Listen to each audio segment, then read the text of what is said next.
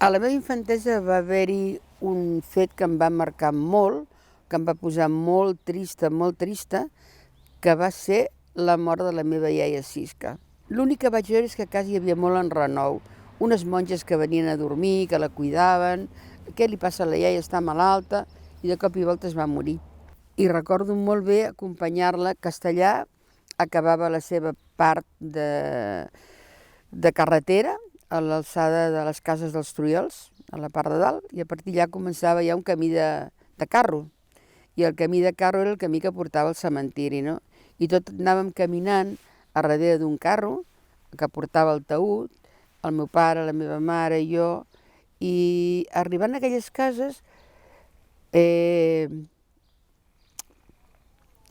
vaig veure que la iaia tenia de continuar el camí ella sola, i em va fer molta pena perquè vaig pensar, ara se'n va, ja no ens té a nosaltres no la tenim amb ella.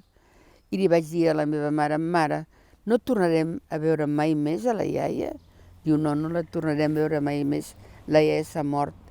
I realment allà em vaig sentir molt trista.